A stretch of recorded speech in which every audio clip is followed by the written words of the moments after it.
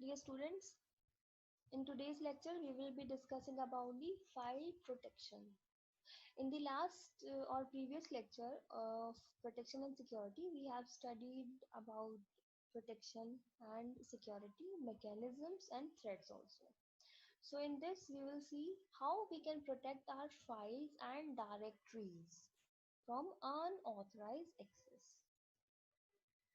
So file protection, एक file को protection की जरूरत है and it requires two types of protection, a physical protection and a logical protection. Physical protection means reliability, means it includes the hardware, software, power failure, means जो file है वो system पर रहनी चाहिए, वहां से किसी भी तरीके से वो डैमेज नहीं होनी चाहिए। उसको प्रोटेक्ट करने के लिए उसको खतरा किस चीज से है, एक फाइल को किसी भी तरीके की हार्डवेयर फेलियर अगर सिस्टम में हो जाती है, सॉफ्टवेयर फेलियर हो जाती है, पावर फेलियर की वजह से या डिस्क फेलियर की वजह से कोई भी सिस्टम में प्रॉब्लम आती है, तो उनकी वजह से मेरी फाइल खराब नहीं होनी चाहिए, मतलब डैमेज नहीं होनी चाहिए, डिस्ट्रॉय नहीं होनी चाहिए, लॉस नहीं होनी चाहिए, right. And it can be provided by making replicas, means हम फाइल की रेप्लिकास बना सकते हैं। एक से ज़्यादा जगह पर हम अपनी फाइल को स्टोर करते हैं, जैसे कि होता है नॉर्मली डिस्ट्रीब्यूटेड सिस्टम में जो डेटा है वो रेप्लिकेशन की जाती है उसकी, ताकि हम उसको रिमोट लोकेशंस पे सेव करके जो है हम रिकवरी के लिए प्रिपेयर रहें, कि अगर किसी पॉइंट ऑफ टाइम पे हमारा डेटा लॉस्ट होता है, सिस्टम खराब होता है, क्रैश होता है, तो हम उस डेटा को रिकवर कर पाए। और नॉर्मली हम ये काम अब करते हैं अपने लैपटॉप में से डेटा को स्टोर करते हैं सीडी पर या किसी एक्सटर्नल हार्ड ड्राइव पर, so that this is done to maintain physical reliability, मतलब कि डेटा मेरा फिजिकली एग्जिस्ट करे। Second comes the logical protection, this is the security basically. Logical protection में कि मेरे फाइल को कोई भी अनऑथराइज पर्सन जो है या कोई भी इंट्रूडर जो है वो मेरी फाइल को एक्सेस नहीं कर पाए। और ये सबसे ज्यादा जरूरी होता है मल्टी यूजर सिस्टम। जैसे कि आपके पास कोई भी आपका एक बहुत इंपॉर्टेंट कोई बहुत ऐसी चीज जो आपको बहुत ज्यादा पसंद है और वो जो है आप चाहते हैं कि घर में कोई भी उसको यूज ना करे, जहाँ पर आपके घर में बहुत सारे लोग हैं, तो आप क्या करते हैं, उसको कबर्ड में लॉक कर देते हैं। इन दैट केस आप उसको प्रोटेक्ट करना चाहते हैं किसी भी अनऑथराइज एक्सेस से, है ना, और इसके लिए आपने उसको कबर्ड में लॉक कर दिया है। या फिर अगर कोई लेना चाहेगा तो आपसे पूछ कर लेगा, किसी को चाहिए होगी तो आपसे मांग लेगा, लेकिन खुद से कोई भी नहीं ले पाएगा, राइट। तो इसी तरीके से मल्टी यूजर सिस्टम में लॉजिकल सिक्योरिटी या प्रोटेक्शन जो है फाइल्स का बहुत इंपॉर्टेंट होता है, कि किसी भी पर्सन की गलत एक्टिविटी की वजह से वो फाइल खराब नहीं हो जाए या उस फाइल को किसी भी तरीके से डैमेज नहीं हो। तो ये किया जाता है, this can be achieve by controlled access to files. हम यहाँ पर इसको अचीव करने के लिए फाइल्स पर कंट्रोल एक्सेस अप्लाई करते हैं। सो लेट्स सी कि ये कैसे हम कर पाएंगे। तो टाइप ऑफ एक्सेस, हम एक फाइल को किस किस तरीके से एक्सेस कर सकते हैं। एक्सेस इज परमिटेड और डिनाइड। जैसे मैंने बताया था कि जो प्रोसेस होते हैं वो किसी भी रिसोर्स को यूज करने के लिए पहले रिक्वेस्ट करते हैं ऑपरेटिंग सिस्टम से, रिक्वेस्ट करते हैं, देन यूज करते हैं, देन उसको रिलीज कर देते हैं, right, we know this. So access, अगर वो रिसोर्स अवेलेबल होता है तो ऑपरेटिंग सिस्टम एक्सेस को ग्रांट कर देता है, मीन्स परमिट कर देता है उस प्रोसेस को कि आप you can use this resource. और अगर वो नहीं होता है, ठीक, या उसको नहीं करना है उसको अलाउ, तो वो उस रिक्वेस्ट को डिनाई भी कर सकता है, राइट।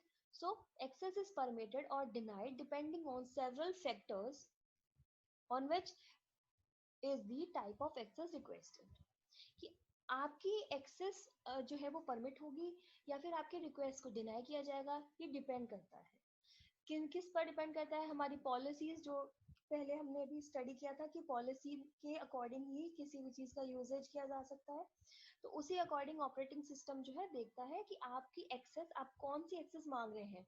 सपोज कोई फाइल है जिस जो कि मैं सिर्फ रीड कर सकती हूँ, उस फाइल में मैं राइट नहीं कर सकती, तो अगर आपको सिर्फ रीड करना अलाउ है तो आप सिर्फ रीड ही कर सकते हो। आप राइट की परमिशन मांगोगे तो आपको नहीं मिलेगी, क्योंकि अकॉर्डिंग टू रूल आपको राइट की परमिशन मिल ही नहीं सकती है, तो वो राइट की रिक्वेस्ट आपकी डिनाई कर दी जाएगी। So several different type of operations may be controlled, like read operation जिसमें कि we can read a file, read from file, write, we can write or rewrite the file, we can execute the file, append the information, the new information is written on the file, on the end of the file basically.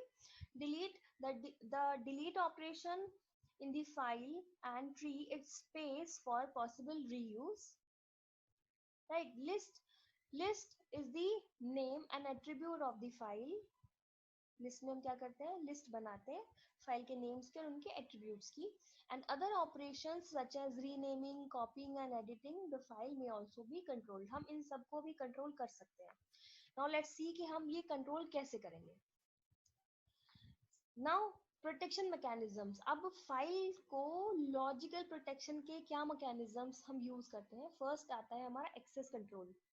एक simple access control है. इसमें हम क्या करते हैं, it provides access based on the user identity.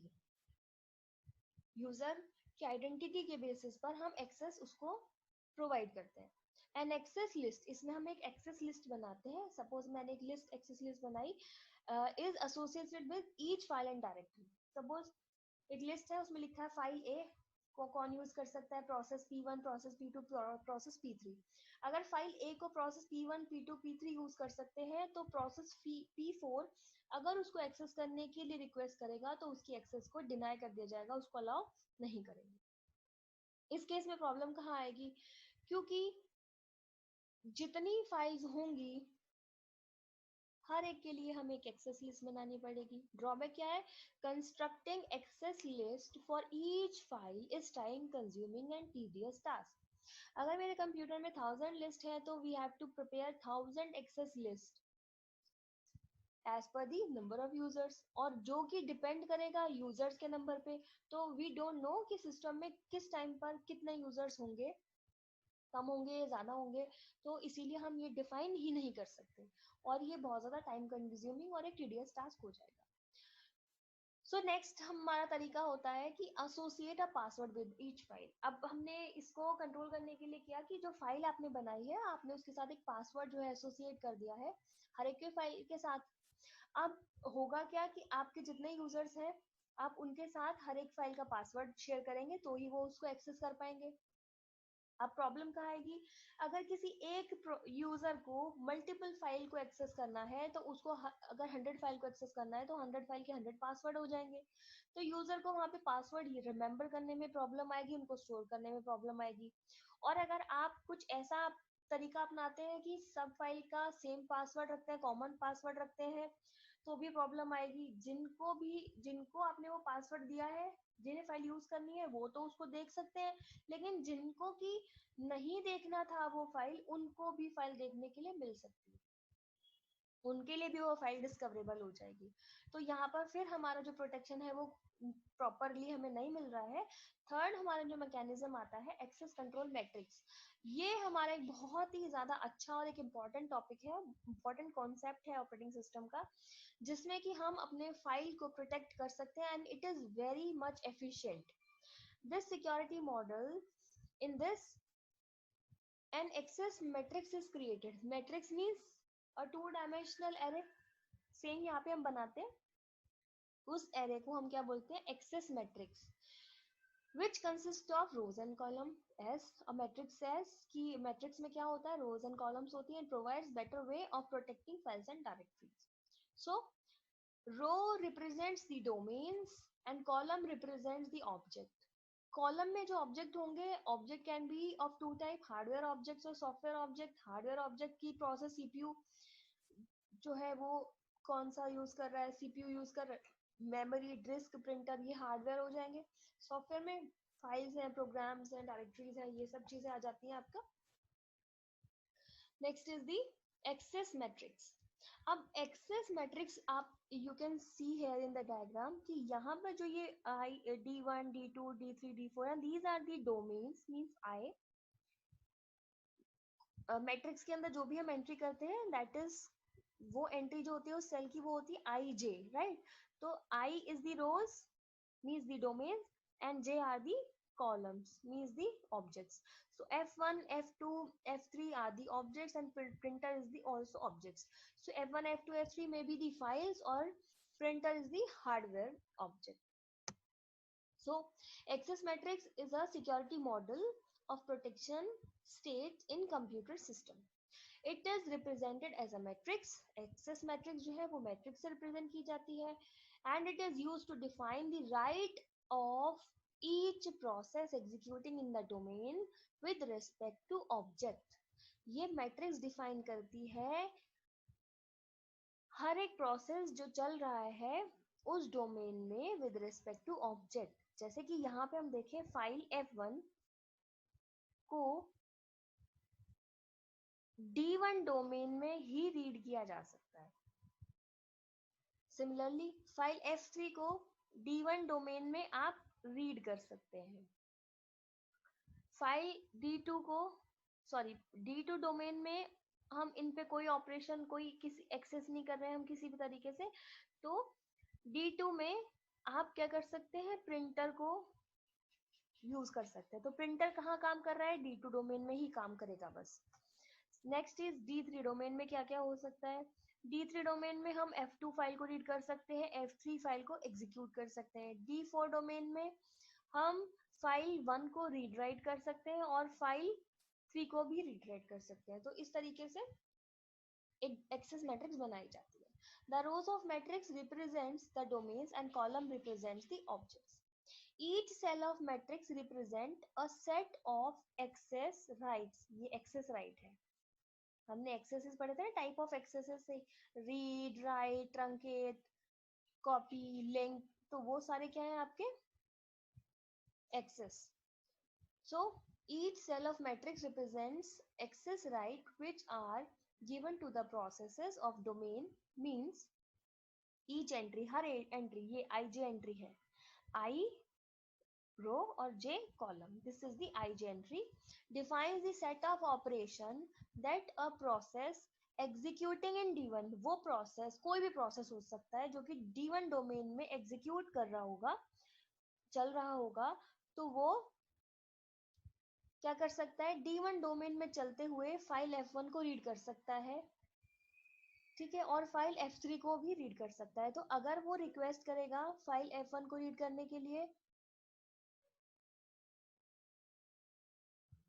तो जैसे process D1 domain में F1 F3 को रीड कर सकता है, उसी तरीके से वो किसी दूसरे को भी रिक्वेस्ट कर सकता है रीड करने के लिए, राइट करने के लिए या एग्जीक्यूट करने के लिए. बट इस एक्सेस मैट्रिक्स के अकॉर्डिंग ही उसको ग्रांट किया जाएगा, उसके रिक्वेस्ट को परमिट किया जाएगा, और अगर वो इसके अकॉर्डिंग नहीं होता है तो उसकी रिक्वेस्ट को रिजेक्ट कर दिया जाएगा. मींस अगर कोई प्रोसेस D2 डोमेन में काम कर रहा है और वो फाइल F1 पे कोई जो है एक्सेस करना चाहता है, तो यहाँ पे एक्सेस मैट्रिक्स में वो लिखा ही नहीं है, उसके लिए कोई एंट्री ही नहीं है. तो इसका मतलब अगर कोई प्रोसेस रिक्वेस्ट करता है F1 फाइल को D2 डोमेन में एक्सेस करने के लिए, तो उसकी जो एक्सेस है उसको ग्रांट नहीं किया जाएगा, उसको रिजेक्ट कर दिया जाएगा. और अगर D3 डोमेन में वर्क करते हुए वो प्रोसेस रीड करना चाहता है F2 फाइल को, तो उसकी जो रिक्वेस्ट होगी उसको परमिट कर दिया जाएगा, अदरवाइज उसको भी डिनाई कर दिया जाएगा. So this is all about access matrix and file protection mechanisms.